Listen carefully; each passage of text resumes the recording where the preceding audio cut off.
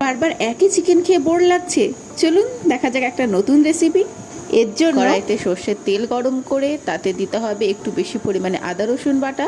ভালোভাবে আদা রসুনটা কষানোর পর মাংসগুলো দিয়ে দিতে হবে এবং মাংসটাকে এর সাথেই ভালো করে কষাতে হবে।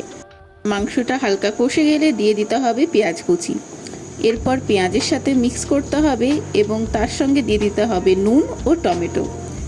এরপর যতক্ষণ না টমেটোটা গলছে ততক্ষণ এটাকে ঢাকা চাপা দিয়ে ভালো করে কষিয়ে নিতে হবে। যখন দেখব প্রায় অনেকটা হয়ে এসছে সেই সময় দিতে হবে গুঁড়ো মশলা, হলুদ গুঁড়ো, লঙ্কা গুঁড়ো, জিরে গুঁড়ো, ধনে গুঁড়ো এবং রঙের জন্য কাশ্মীরি রেড চিলি পাউডার। পুরোটাকে দিয়ে আবার এদিক ওদিক পাল্টে কষে একটু সামান্য জল দিয়ে রেডি হয়ে যাবে আপনাদের নতুন রেসিপি। কেমন লাগলো অবশ্যই জানাবেন এবং আমার ভিডিওগুলো ভালো লাগলে একটা লাইক এবং সাবস্ক্রাইব করে দেবেন। দেখা হচ্ছে নতুন ভিডিওতে।